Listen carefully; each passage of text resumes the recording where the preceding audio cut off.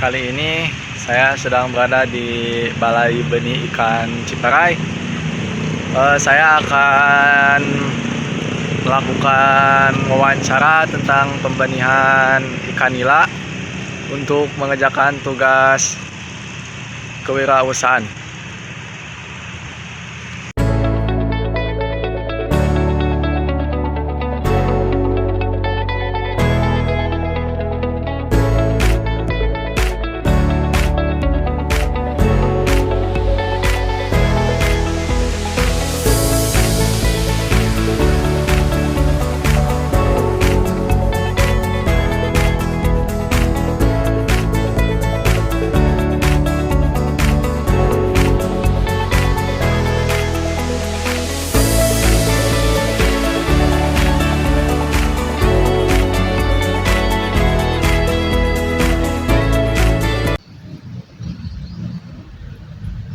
Izin bertanya Pak, Iya, siap.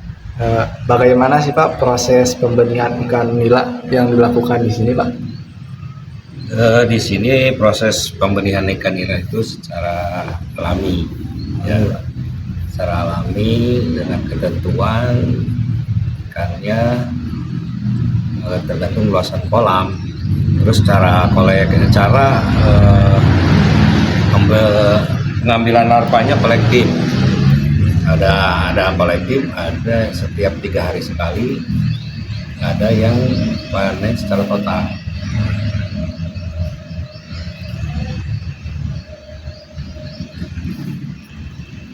Untuk jenis indukan yang dipakai di sini Pak?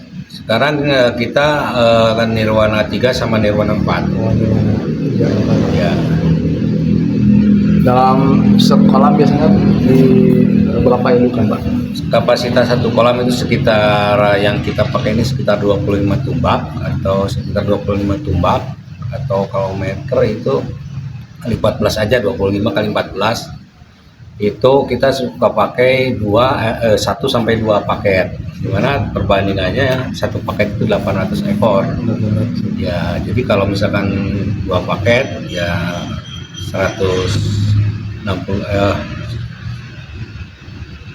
800 ekor. Kalau satu paket kita pakai 400 ekor. Nah, tadi cara panennya secara alami. Untuk pemilihan induknya yang baik itu gimana Pak?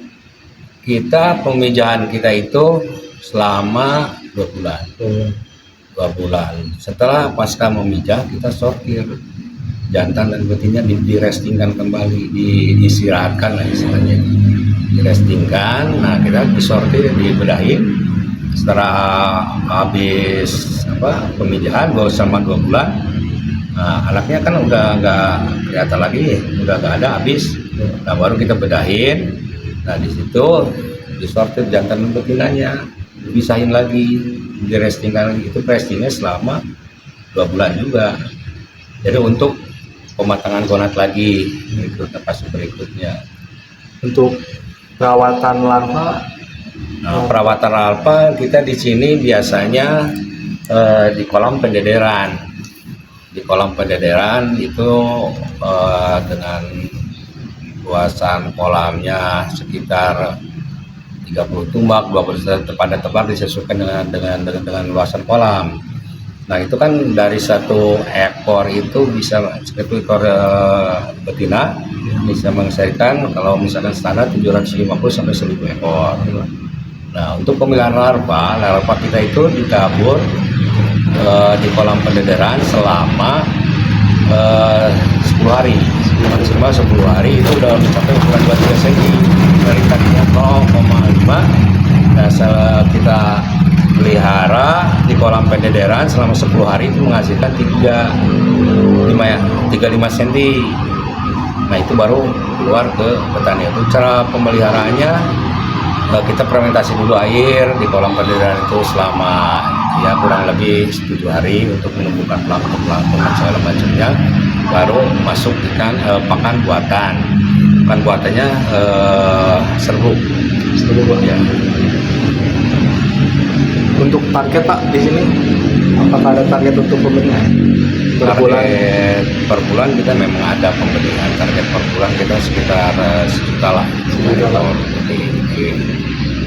ikan. Kita punya 2 lokasi nih. Kalau di sini lokasi di Salsel Yang di bawah, ya? 1 juta larva, 1 juta ekor. Apa sih Pak langkah-langkah untuk mencegah penyakit yang biasa terjadi pada ikan nila? Ikan nila itu biasanya paling dia itu terserang penyakit yang hitam itu apa ya, harus lulus apa aja. Nah itu kita pakai garam aja, pakai garam atau pakai herbal seperti daun meniran atau apa mengkudu, itu lebih ke antiseptik kan. Itu biasanya nila bertahan, atau misalkan parasit-parasit yang menyerang dia tidak akan nyerang nila. Untuk memasarkan pembenihan ikan nila biasanya seperti apa Pak di sini Pak? Kita kerjasama dengan Plasma di sini. Kita punya kelompok tani atau UPR, usaha pembenihan raya, pembudidaya. Untuk pemesannya itu kita agak susah, pada orang pada datang ke sini. Kita kan sudah terjalin kerjasama dengan UPR. Nah UPR yang ambil ke sini. Untuk relatif untuk di ukuran 35 cm itu kita udah punya pasarnya. Udah ya Pak. Karena kita produksinya terbatas, ya walaupun ada yang beli ke sini juga kita ingin dulu, terus pesan dulu. Untuk menentukan harga ikan sekarang Pak? Kita ada perdanya kalau di kita. Karena kita kan instansi pemerintah nih, ada perdanya. Jadi kita udah standar ada perda dan turunan dari perbu. Untuk tantangan tersendiri dalam pembenihan ikan nila Pak, seperti apa? Tantangannya relatif, kalau untuk di pembenihan relatif ya tinggalnya kualitas air gitu kan, tantangannya seperti itu. Atau cuaca nih kan, kalau udah menentu ada juga sih ngedropnya, atau misalkan suhunya salah gitu, tinggal di kualitas air aja kita di sini. Kalau hama segala macamnya itu memang ada tadi tertanggulangi dengan herbal juga itu makan. Untuk peluang dalam pembenihan ikan nila apakah sangat besar Pak? Justru sangat potensi di ikan nila itu, karena dia juga kan sekarang ada teknologi bioflok segala macam itu kan.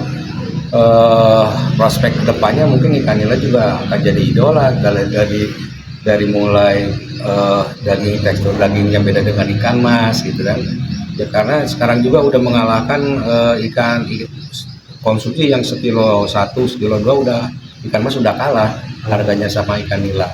Mungkin ini prospek ya kedepannya mungkin akan untuk misalkan untuk apa prospek selanjutnya mungkin bagus, ini lebih bagus itu. Selain lele dan nila itu akan jadi primadona. Untuk rencana tersendiri Pak untuk pembenihan ikan nila agar bisa lebih berkembang Pak, harus seperti apa Pak? Rencana gimana maksudnya? Untuk kedepannya pembenihan ikan nila Kita stagnan di sini ya, pemijahan aja untuk kedepannya, karena kita juga bukan swasta. Kita kedepannya juga untuk inovasi ke depan maksudnya gitu ya. Nah pembenihan itu mungkin kita juga dengan semakin luasnya pasar, kita juga akan kerjasama untuk pembenihan dengan swasta, dengan swasta atau dengan UPR. Kita kasih indukannya, lalu produknya kita tarik di sini. Berarti di sini belum memakai teknologi Pak? Semua manual sini, manual belum masuk teknologi, baru bioflok aja yang masuk. baru biopor Ya. Untuk motivasi anak muda Pak agar bisa lebih tertarik Ya dalam untuk anak muda semakin giat lagi, karena usaha di ikan itu baik di ikan emas, nila sama lele itu sangat produksi, karena kebutuhan biji semakin meningkat, sementara lahan produksi semakin sempit. Nah mungkin kita harus, anak muda itu harus jadi inovasi dan terobosan mempunyai teknologi yang terbarukan gitu, karena mungkin semakin sini kita akan tergeser dengan lahan-lahan produksi itu dengan perumahan, dengan segala macam. Nah mungkin kebutuhan gizi itu kita ini semakin sini semakin meningkat, sementara lahan produksi semakin menyempit. Nah itu saya sarankan kepada anak-anak muda lebih inovatif lagi untuk di usaha di ikan, termasuk ya khususnya di ikan budidaya lah. Kita lebih digali lagi teknologinya, lebih buka lagi wawasannya, lebih belajar dengan giat karena prospek usaha di ikan itu sangat menjanjikan. Untuk di sini Pak, pegawai yang bekerja dalam pembenihan sekitar berapa orang Pak? Kalau kita wilayah kita kan 2 lokasi, kita satu kawasan ini kita 1 hektar dipegang oleh 4 orang. 4 orang Pak. 4 orang. Mungkin sekian Pak dari saya. Terima kasih banyak. Sama-sama nih. Semoga kita anak muda kedepannya bisa lebih Semangat. Ya. semangat dan Harus semangat. Ya. memajukan tempat daerah sendiri khususnya Jawa Amin, Barat. amin, amin. Di sini Jawa Barat lebih maju lagi perikanan aja.